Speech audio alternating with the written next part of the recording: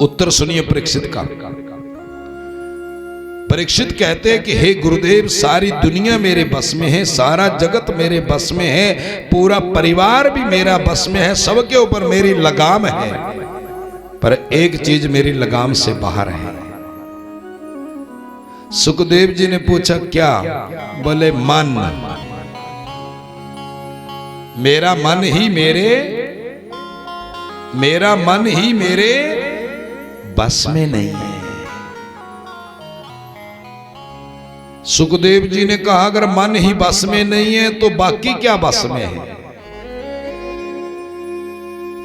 इसलिए गुरुदेव पहले ये बताओ, इस मन को बस में कैसे किया जा सकता है? मन को बस करने की दवाई दीजिए गुरुदेव। सुखदेव जी ने कहा सुनो परीक्षित, इस मन को बस करने के 4 तरीके हैं। कितने तरीके हैं? 4। जितासनो जित श्वासो, जितासनो जित श्वासो, जित संगो जितेंद्रिय, स्थूले भगवतो रूपे मनः संधारयेत धियः, मनः संधारयेत धियः। आप भी ध्यान रखें, अगर आपकी भी ये समस्या है कि आपका मन आपके बस में नहीं है, आपको भी ये दवाई ये 4 घूंट पी लेने चाहिए। सुखदेव जी ने परीक्षित को बताया इस मन को बस करने का पहला तरीका है जित आसनो। जित आसनो, आसन को जीतो। आसन को जीतना जानते हो?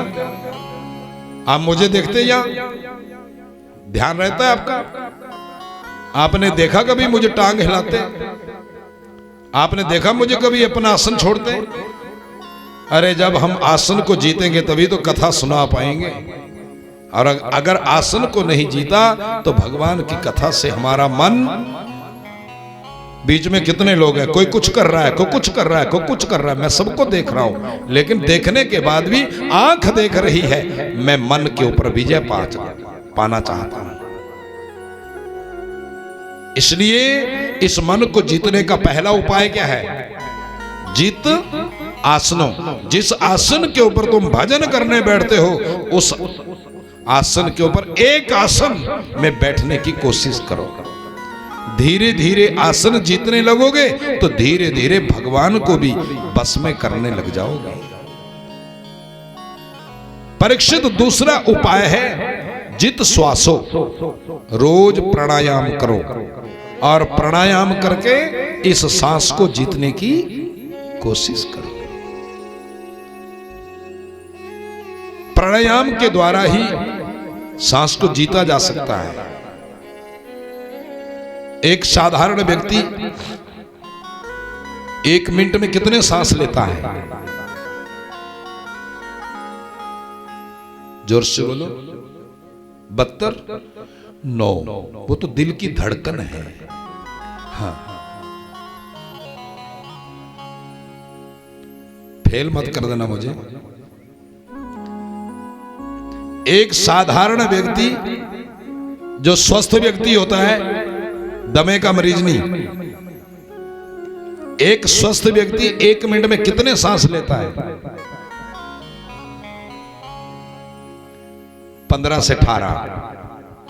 15 से, कभी गिन लेना, आराम से बैठना कुर्सी के ऊपर, दौड़ के मत आना, पर तब मत गिनना।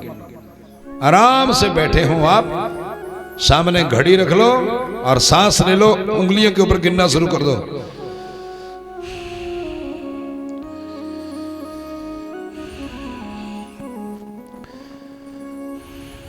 कितने? 15 से 18। भाई मनोहर जी, अगर हम प्राणायाम करेंगे तो 1 मिनट में कितने सांस लेंगे?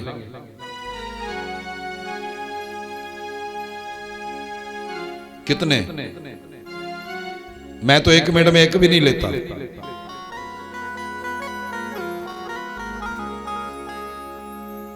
2 और 3 मिनट में हम एक सांस भी ले लेते जब प्राणायाम करते हैं। ऐसे ऐसे संत मिलेंगे जो एक एक घंटा, दो दो घंटे, तीन तीन घंटे इस सांस को जाकर के इस ब्रह्मरंध्र में जाके रोक रखते हैं। ब्रह्मरंध्र कौन सा स्थान होता है? जहां पर आपकी ये बिंदी लगी होती है, जहां ये तिलक लगा होता है, इसको ब्रह्मरंध्र कहते हैं। ये ब्रह्म का स्थान है। जो भी आप विचारते हैं यहीं से निकलता है। इसी को कहते हैं ललाट। ये ललाट है।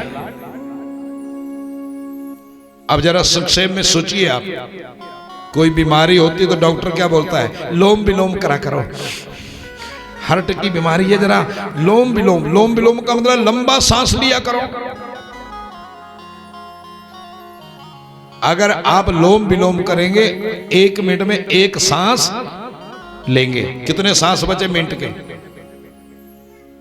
15 लेने वाले के 14 बच गए, 16 लेने वाले के 15 बच गए। और आपको एक चीज का पता है, ये शरीर 3 चीजों के ऊपर निर्भर है परीक्षित। आपका शरीर 3 चीजों के ऊपर, जब तक 3 चीजें तुम्हारे पास हैं तब तक आपकी कभी मौत होने वाली नहीं है। कौन कौन सी? अन्न, जल और सांस। अन्न, आपको पता है कोई आदमी मर जाता तो उसके घर में विचार देने जाते तो क्या बोलते? क्या करना, इतना ही अन्न जल था। तुम बोल तो देते हो, लेकिन कभी विचार किया तुमने? ये जो हम बोल रहे हैं इसका मतलब क्या है? नहीं, आपको बोलने से मतलब होता है। आज आपको समझने का मौका है, इसलिए समझ लो। आपने क्या बोला? इतना ही अन्न जल था।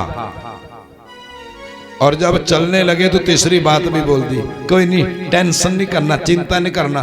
बड़ी दौड़ लगाई, बड़े हॉस्पिटल गए, आप क्या करना, कोई सांस नहीं डाल सकता कोई। ये तीसरा शब्द है। विचार देने के 3 ही शब्द हैं, अन्न, जल और सांस। चौथा शब्द नहीं है। अब बोल तो आपने दिया, सांस कोई डाल नहीं सकता, लेकिन आपने और हमने उस सांस का लाभ नहीं उठाया। सांस का लाभ नहीं उठाया तो बोलने का भी कोई लाभ आप लोगों को, हम लोगों को मिला नहीं। इसलिए इस मन को जीतने का दूसरा जो साधन है वो है जित श्वासो। सांस को जीतो, लंबा सांस लिया करो। कोशिश करो 1 मिनट में 1 या 2 या 4 सांस लिए जाए, बाकी बच जाए। महीने में 1-2 दिन व्रत कर लिया करो, पूर्णमासी का, एकादशी का। क्यों? व्रत करोगे तो रोटी नहीं खाओगे, अन्न बच जाएगा ना। अन्न नहीं खाओगे तो पानी भी नहीं पियोगे। निर्जला का जरूर करा करो, पानी भी नहीं पिएंगे, उम्र बढ़ जाएगी। अन्न, जल और सांस। इस मन को जीतने का तीसरा साधन सुखदेव जी ने परीक्षित को बताया। बोले तीसरा साधन क्या है? जित संगो। जित, पूछूंगा मैं आपसे, मन को जीतने का तीसरा साधन है जित संगो। अपना संग जीतो। संग समझ गयो? जिनके साथ 24 घंटे उठना बैठना होता है। कैसे लोगों से बैठना चाहिए, कैसे लोगों के साथ चलना चाहिए? बोलो। उन लोगों के साथ उठो बैठो जो रोज मंदिर जाते हैं। चाहे 4 किलोमीटर दूर भागवत की, भगवान शंकर जी की, देवी भागवत की, किसी ग्रंथ की, कोई पुराण की कथा लगी हो, जो जबरदस्ती आपको खींच कर वहां ले जाए, उसी के साथ संग करो। और जो सत्संग से मोड़ करके बाजार घूमने ले जाए, ऐसे लोगों का साथ सदा के लिए छोड़ देना चाहिए। जित, जित संगो। अपना संग जीतो। संग जीतोगे, अच्छे लोगों के संग चलोगे 24 घंटे, तुम्हारा मन कहां जाएगा? अच्छे लोगों में जाएगा, अच्छी संगति में जाएगा, अच्छे काम में जाएगा, भगवान के भजन में लगेगा, धीरे धीरे असर होने लगेगा।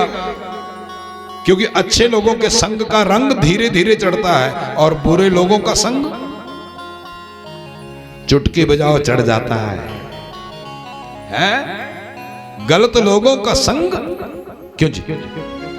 इन बच्चों को गायत्री का मंत्र याद कराने के लिए मम्मी को 1 महीना लग जाएगा बेटा। गायत्री का मंत्र याद कराना हो तो कितने दिन लगेंगे? कम से कम 1 महीना। और गाली सिखानी होगी तो सिखाने की जरूरत नहीं है, ये बिना सिखाए सीख जाते हैं। बोलो राधे राधे। ये सच्चाई है। आप लोगों को भी सही रास्ते के ऊपर आने के लिए उम्र लग जाएगी, फिर भी पता नहीं सही रास्ता मिले या ना मिले। गलत रास्ता तो छूट ही नहीं रहा, उसकी क्या चर्चा करनी तुम्हारे से। गलत रास्ता तो कभी हमसे छूटता नहीं। इसलिए तीसरा काम क्या करो, जित संगो, अपना संग जीतो, अच्छे लोगों के साथ जीना सीखो, रहना सीखो। और चौथा जितेंद्रिय,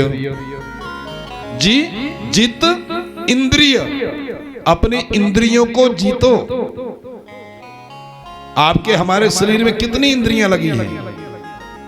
10। 5 कर्मेंद्रियां हैं, 5 ज्ञानेंद्रियां हैं। इन 10 इंद्रियों का जो मालिक है परीक्षित, उसका नाम है मन। 10 इंद्रियों का जो राजा है उसका नाम है मन। मन क्या करता? जो इंद्रियां बोलती हैं, जो इंद्रियां बोलती हैं। हमारे शरीर में सबसे खराब इंद्री कौन सी है? कभी विचार किया? सबसे खराब इंद्री कौन है? सबसे अच्छी इंद्री कौन है?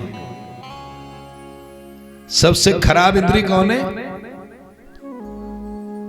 ये जो लगाई मैंने, सबसे खराब इंद्री कौन है? आंख। सबसे अच्छी इंद्री कौन है? आंख। जो आंख अच्छा देखती है, जो आंख बुरा देखती है। क्यों जी? बाकी इंद्रियों को दंड बाद में मिलता है। अपराध हमेशा आंख करती है। जो अपराध करता है एक दिन उसको रोना भी तो पड़ता है। एक दिन एक व्यक्ति रास्ते से जा रहा था, रास्ते के किनारे पके हुए फल देखे उसने। कौन सी इंद्री ने देखे? देखने का काम कौन करता? आंख। आंख ने देखे, और आंख के देखते ही क्या हुआ? कौन बिगड़ा? जीभ बिगड़ गई। जीभ के बाद कौन बिगड़ा? बोलते चलो। पैर। पैरों के बाद हाथ। आंख ने देखा, जीभ ने स्वाद लेना चाहा, पैरों से चल के गए, हाथों से फल को तोड़ा। जैसे फलों को तोड़ा वैसे सामने से बगीचे का मालिक आ गया। उसने 2 थप्पड़ जोर से, एक इधर से एक इधर से। अच्छा, मुंह ने क्या बिगाड़ा? जिधर थप्पड़ बड़े उसने क्या बिगाड़ा? उसने ये बिगाड़ा क्योंकि उसका संग किसके साथ है? आंखों के साथ। स्वाद जीभ ले गई, दंड किसको भोगना पड़ा? मुख को। आंखों से परल परल आंसू निकलने लगे। बताओ, आंखों से आंसू क्यों निकले? क्योंकि अपराध किसने किया था? आंखों ने किया था। इसलिए आंखों को रोना पड़ा, इसलिए आंखों से आंसू बहने लगे। इसलिए जितेंद्रिय, 10 इंद्रियों का मालिक है मन। मन का मालिक है बुद्धि। बुद्धि का मालिक है आत्मा, और आत्मा का मालिक है परमात्मा। कितना संबंध है? जब तक आपकी इंद्रियां आपके बस में नहीं होगी तो वो मन के पास नहीं जाएंगी, और जब तक मन बस में नहीं होगा तब तक वो बुद्धि को नहीं पूछेगा, और जब तक बुद्धि ठिकाने नहीं होगी तो वो आत्मा के पास नहीं जाएगी। और फिर आत्मा कभी परमात्मा से पूछ के निर्णय देने वाला नहीं है। ये संबंध है। आपकी सबकी इच्छा क्या है? हमारी इच्छा क्या है? एक पापी से पापी, दुराचारी से दुरा व्यक्ति की भी एक इच्छा होती है, मुझे परमात्मा मिले। हे भगवान, क्यों? पापी से पापी व्यक्ति जब नरक भोगता, बिस्तर के ऊपर पड़ता, एक सांस लग जाता, तो वो पापी व्यक्ति भी भगवान से क्या बोलता? हे परमात्मा, अपने चरणों में जगह दे दो। क्या बोलता है? अपने चरणों में जगह दे दो। देखो भैया, वो व्यक्ति भी भगवान के चरणों में जगह मांग रहा है। हर व्यक्ति की यही इच्छा है, मुझे परमात्मा मिले, मुझे भगवान मिले। लेकिन क्या परमात्मा मिलते हैं? सुनो, परमात्मा किसको मिलते हैं?